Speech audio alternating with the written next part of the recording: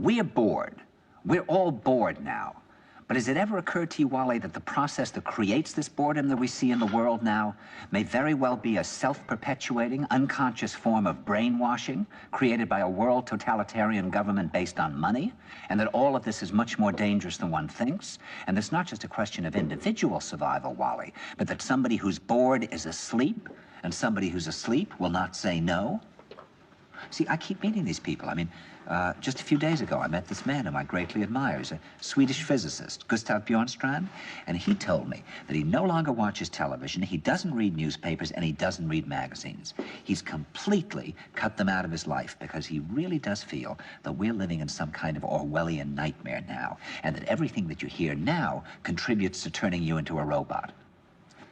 And when I was at Findhorn, I met this extraordinary English tree expert who had devoted his life to saving trees. Just got back from Washington, lobbying to save the redwoods. He's 84 years old. He always travels with a backpack because he never knows where he's going to be tomorrow.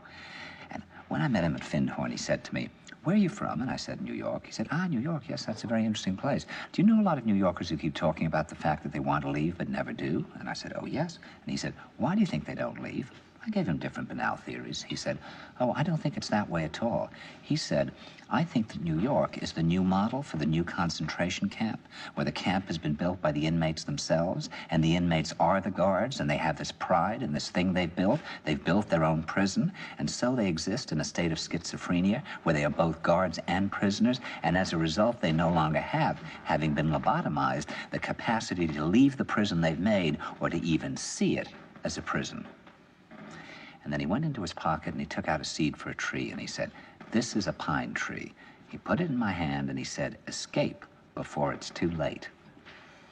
See, actually for 2 or 3 years now, Chiquita and I have had this very unpleasant feeling that we really should get out.